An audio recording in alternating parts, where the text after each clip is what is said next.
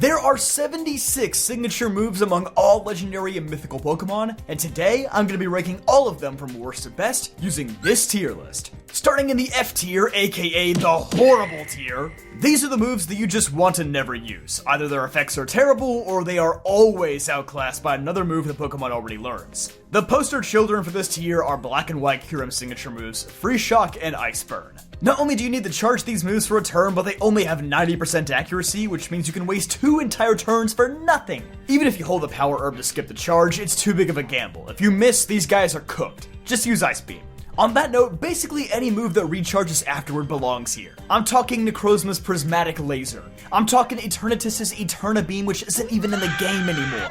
And lastly, I'm talking Dialga's Roar of Time. Honestly, I wish this move was only 100 base power, but it set up a Trick Room effect at the end of the turn. That would be sick. But instead, we have the God of Time literally spending time to recharge after using this attack. Draco Meteor is just better. In a similar vein is Jirachi's Doom Desire. Although it got buffed from 120 power to 140 power in Gen 5 and had its accuracy increased, having 2 whole turns to switch into something that resists steel just makes this move unusable. Plus, Serene Grace Ironhead Jirachi is just objectively better. Regigigas' Crush Grip also belongs here, not just because Regigigas is a terrible Pokemon, but also because the concept behind this move is inherently stupid, as it does more damage to foes with more HP remaining, which means Regigigas can barely KO anything with this move, and thanks to Slow Start, it can't do damage either. Lastly, we have Meloetta's Relic Song, which in addition to being an underwhelming base 75 power normal type move, this move forces Meloetta to change forms mid-battle, which is a cool concept but lacks a lot of practicality. Usually you just want to stick to one form or the other. Up next is the D tier, also known as the these moves are usable but still worse than the options that they already have tier. Kickstarting this tier are 2 of Zygarde's signature moves, Land's Wrath and Thousand Waves. Land's Wrath is basically a slightly weaker Earthquake, but the upside is that it doesn't hit your teammate. So immediately there's no reason to ever use this move in singles, it's purely a VGC attack. But even there, most Pokemon run Protect, so you still shouldn't be hitting your partner with an Earthquake. But Land's Wrath is literally the exact same move as Thousand Waves, minus the bonus effect where it prevents Pokemon from switching. So even in VGC, there's just no reason to ever use Land's Wrath. And the reason why you shouldn't use Thousand Waves is because Zygarde's third signature move, Thousand Arrows, is just straight up better than both of them because it hits flying and levitating Pokemon, making Dragon Dance Zygarde almost unstoppable. And since you're definitely not filling multiple slots with ground-type attacks, these 2 are simply outclassed. Next is Hoopa's Hyperspace Hole, an 80 base power Psychic-type move that never misses. The bonus effect really isn't special enough to warrant this move being weaker than Psychic, and honestly, most Hoopa sets don't even use a Psychic move because it gets much better options. Zamazenta's Behemoth Bash now belongs in this tier because without Dynamax around, this move no longer has a bonus effect, and most of the time, it's just straight up weaker than a Zamazenta that uses Heavy Slam as its steel damaging move.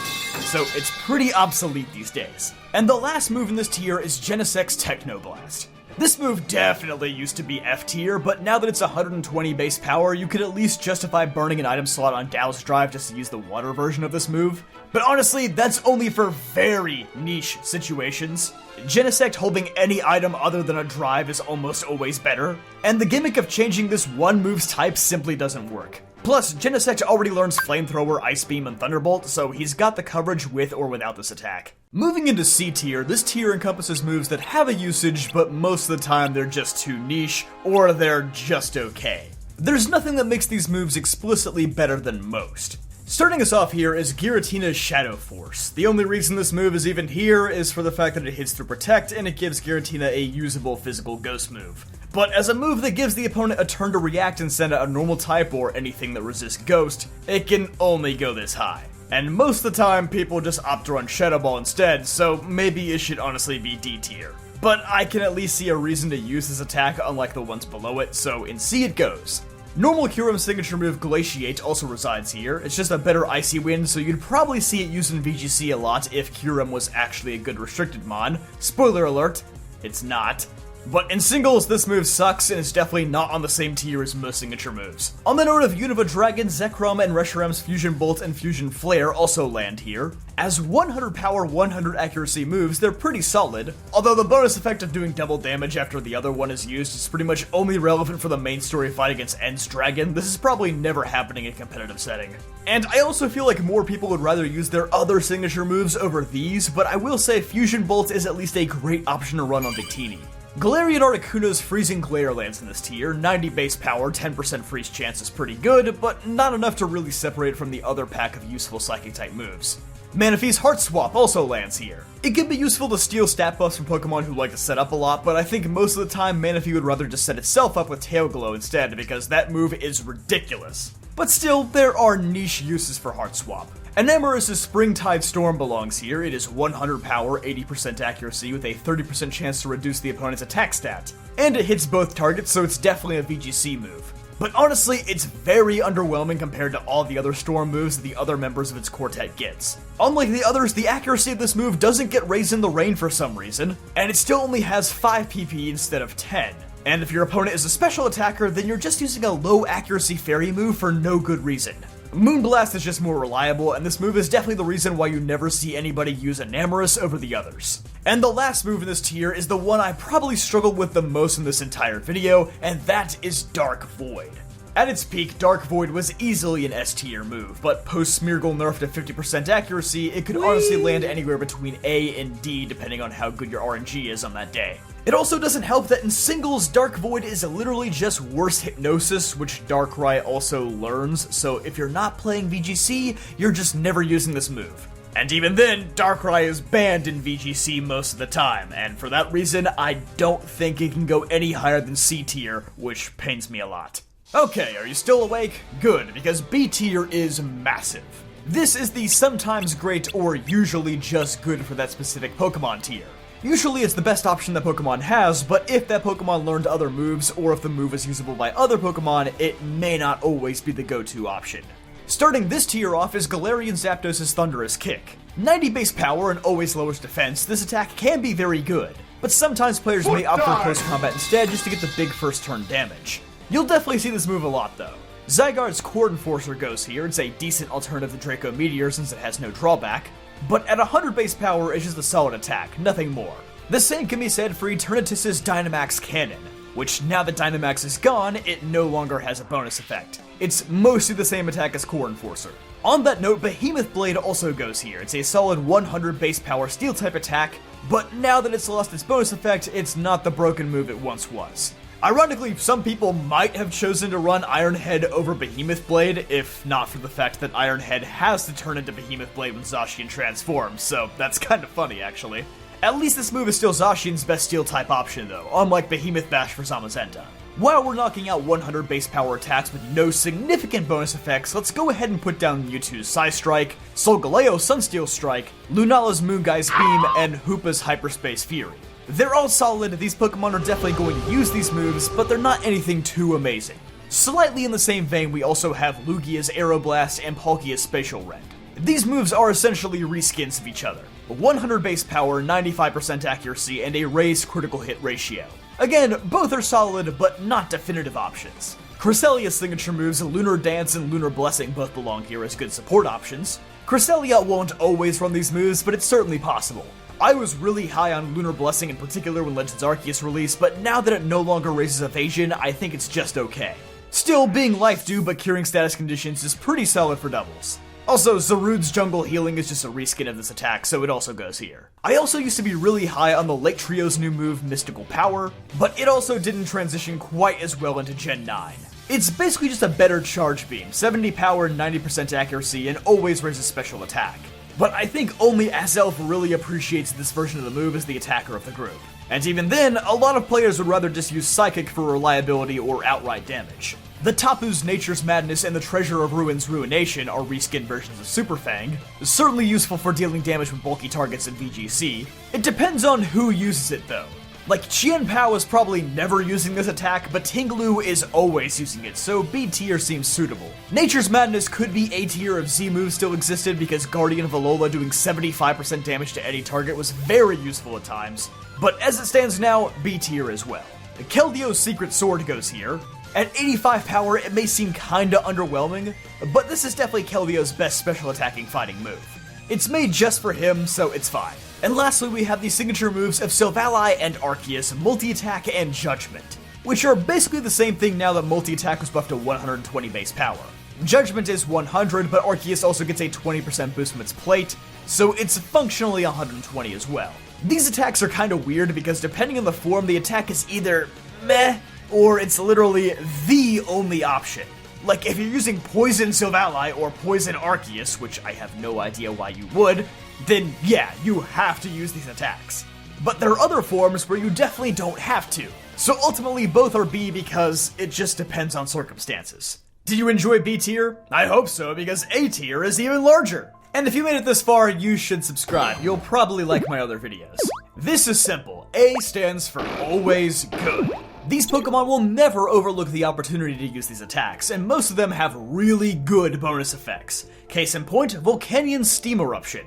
It's just a more powerful Scald. The 30% burn chance really pushes it over the edge. Galarian Moltres easily has the best signature move of the three birds with Fiery Wrath. It's sorta kinda like Dark-type Rock Slide. It has a slightly lower flinch chance, but it has 100% accuracy, so it's wildly reliable in VGC, and even in singles it's just a solid 90 base power attack. There's no reason to not use it.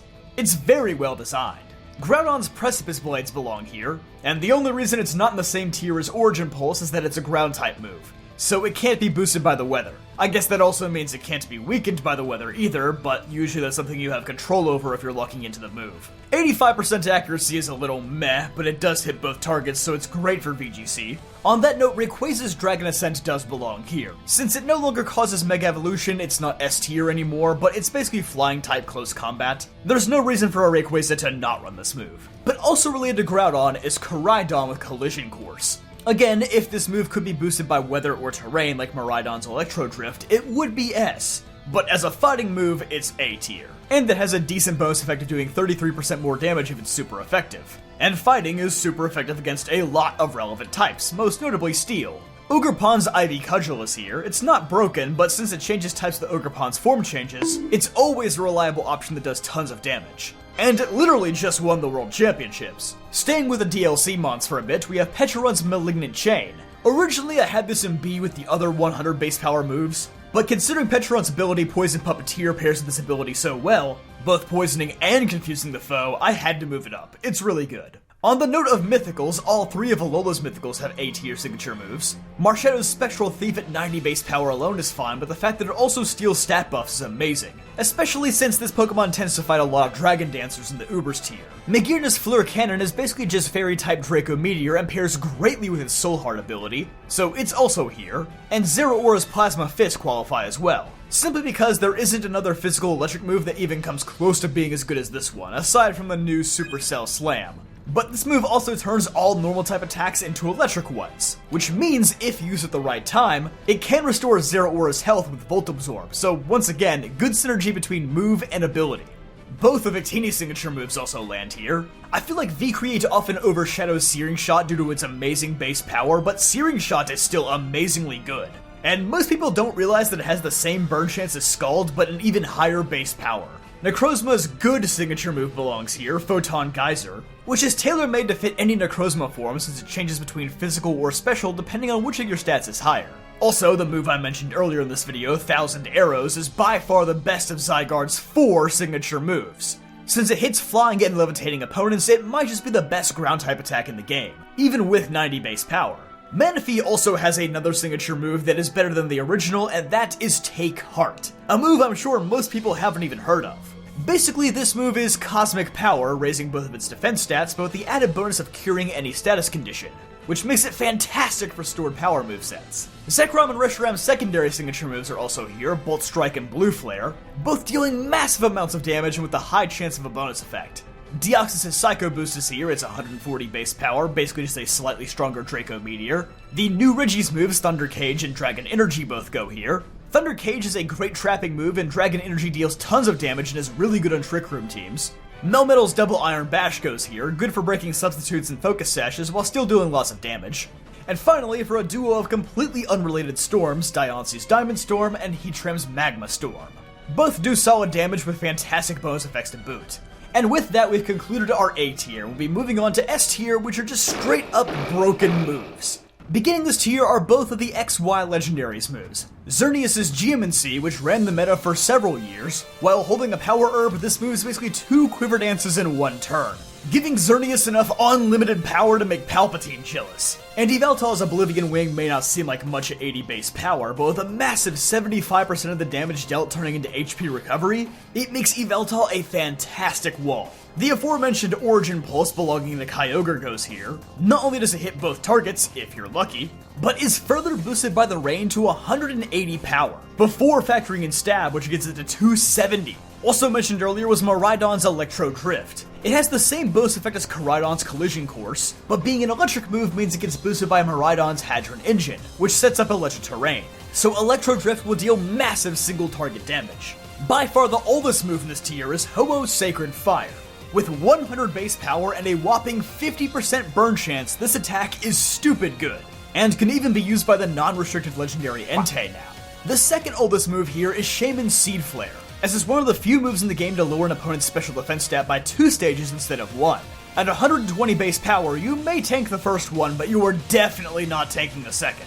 The original trio of the Forces of Nature, Thundurus, Tornadus, and Landorus have their new signature moves here. Wild Bolt Storm, Sandsear Storm, and Bleak Wind Storm. All of these attacks hit both targets, with Sandsear Storm having a 30% burn chance, so Enamorus' move but leagues better. Wild Bolt Storm has a 30% paralysis chance, and Bleak Wind Storm has a 30% chance to drop the opponent's speed. And all three are incredibly good on rain teams since they'll never miss. Terapagos' Terra Starstorm belongs here. In its regular form, it's just Judgment but better.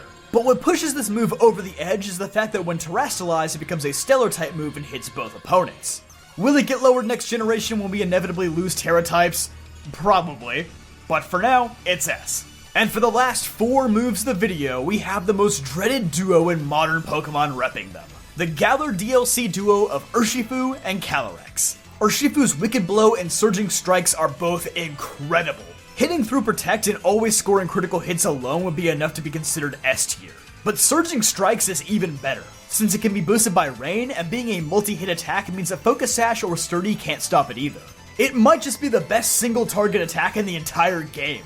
But multi-targeting attacks? Well, of course we have to go with Astral Barrage or Glacial Lance. These moves were nerfed to 120 base power this generation, and they're still ridiculous. Because now you can't even Dynamax to tank the damage. Glacial Lance just makes me mad because, like, has Game Freak ever seen a Lance before? How does a Lance hit 2 opponents? It's pointy, not wide. Astral Barrage in particular is really good because it's a special move, so it's not affected by things like Intimidate or Burn, and while it can't be weather boosted like Origin Pulse, the trade-off that it never misses is more than enough. I almost feel like these 4 moves and maybe Origin Pulse and Electro Drift could be in their own double S tier. Even compared to the rest of the S tier moves, they just feel absurd. Don't worry though, by the time Gen 10 comes out, these moves might not even look that good anymore. I hope not. But anyway, that's the video. It took a ton of research and is probably one of my longest scripts in a long time, so I would really appreciate it if you left a like on this video and subscribe for more videos just like this one. I'll see you guys next time.